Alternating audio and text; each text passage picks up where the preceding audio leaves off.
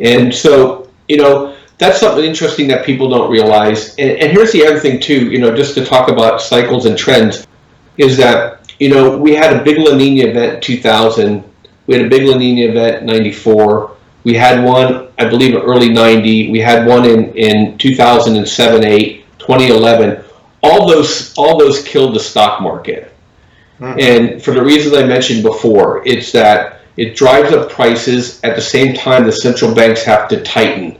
Sure do. And we're right now we're at record highs in the stock market, and the weather is turning cold, and so the central banks are going to have to. And you're already hearing them. These people aren't stupid. People think the central bankers are stupid. Whenever I hear that, the central bankers, they're so stupid, they don't know what they're doing. They know exactly what they're doing. We just don't like what they're doing.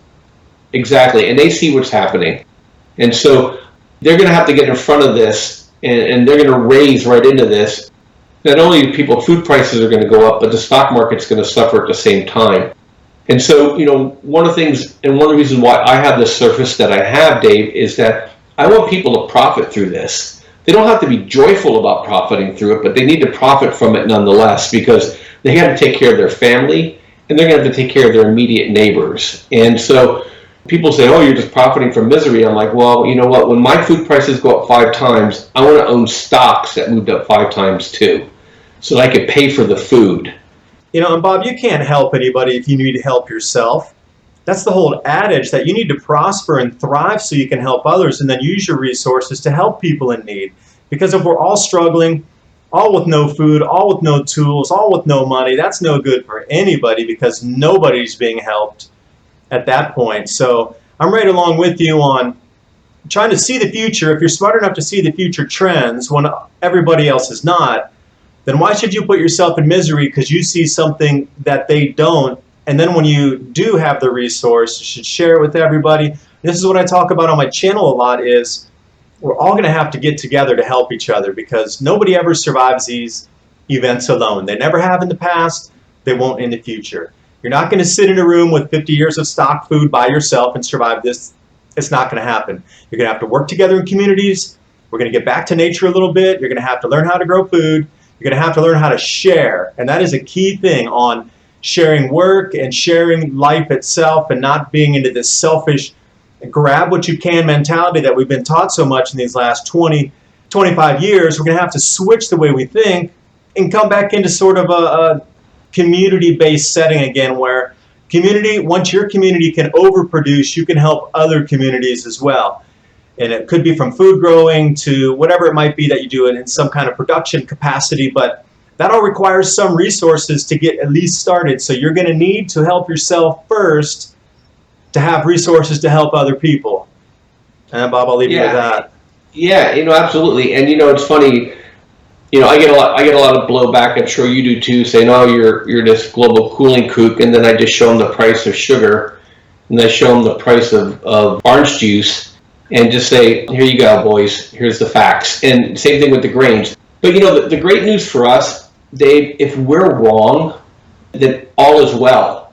That's true. But if we're right, it's going to be tumultuous.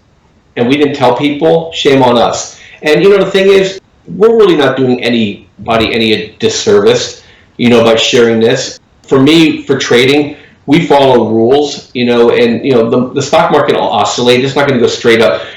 Coffee price called Joe is not going to go from 21 to 50 tomorrow. It's going to undulate all its way up there. So, we buy when the undulation goes down. We sell when it goes up. We follow signals. We just know not to short it because it's going up. And same with wheat.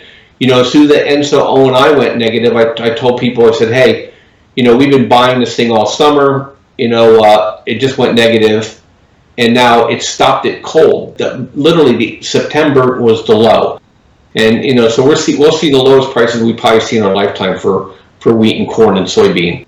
And so, if it goes up, we're helping people be able to prepare. So, I view it as much of a mission as it is a business. And I think people really need to educate themselves. And, the people who are early on this are going to profit. The people who are late from this are going to suffer. I really encourage people that are listening, that are skeptical, is to start doing your own homework. Start going out onto the agriculture sites, don't read the headlines, read the data. And you hear about massive corn production from the USDA, drove the price of corn down, and then they start getting the crop reports in, well, the price of corn shot right back up because the size of the ears are smaller. There's rust in the corn. They can't get the corn out of the ground in some areas. I mean, look at Iowa. Yesterday and today, 40-degree difference in temperature. See, I'm a trader, not a climate guy. And so that affects what the farmers do. I saw a picture. Somebody shot a picture to me yesterday. A farmer said, I don't think I'm going to be harvesting today. His harvester is under 3 inches of snow in Minnesota. So those are the things that you have to really start peeling back the onion and start listening to what the farmers are saying. And you're going to find that beneath this rosy narrative, which is generated by the buyers of these crops. Let's not be confused here. And jumping back on that point of helping and being of service, you're so right. I mean, right now you're starting to see anomalous snows, which were predicted in the cusp and in the beginning of this event. You'll start to see heavier snows, as a lot of people, including myself, were saying that this year is the rollover year, that you're going to see anomalous snows and blizzards like we're seeing right now way early in the season in October, when we shouldn't be seeing like this until late November, early December, maybe even into January in some parts. And when we really see snow records broken by 4 times this early, literally in the first week of October, you need to ask yourself, where is this going? Because, all these rain events that we've seen this year, the cloud cover on the planet is really changing because of the increase in cosmic rays. And some of these storms, as we've seen, they've dumped multiple feet of rain in a single several-hour period. Now, when you do the conversion of water into snow, each inch of water equals a foot of snow.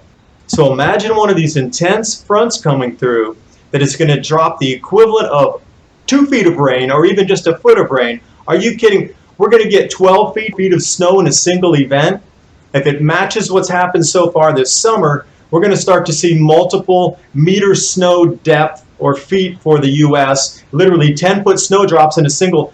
But when it happens over farmland, there's no way anything's harvested and all the infrastructure collapses and people are trapped in their homes. And I assure you, you're not going to get a pair of snow skis or snowshoes and go out in 10 feet of snow, because nothing's going to be delivered to the supermarket.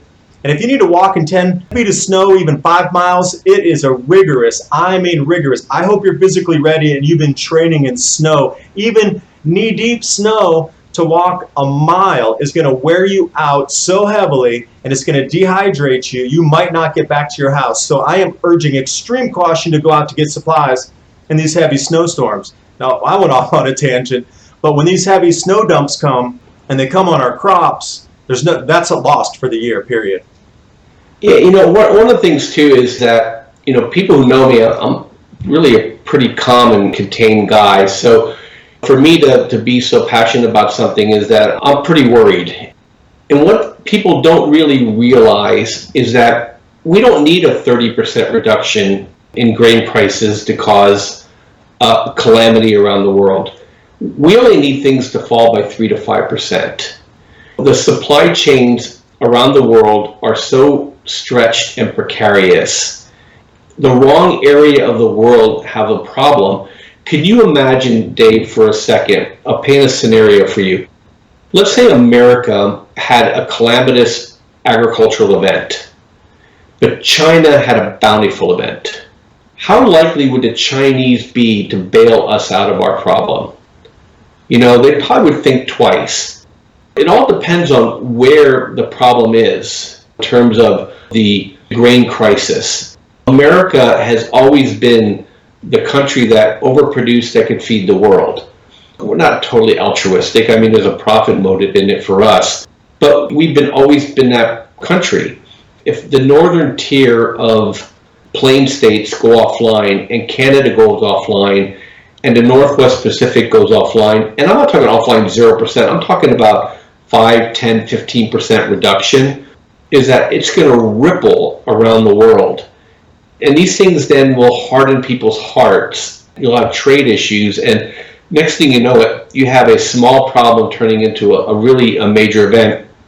And then these things trickle into the stock market. And as you know, we're inundated with American politics here. I don't know how much of it you see in Taiwan, but the whole narrative here in this country is that everything's great here because the unemployment's so low and the stock market's so high. Well, the stock market's so high because central banks around the world are buying the stock market.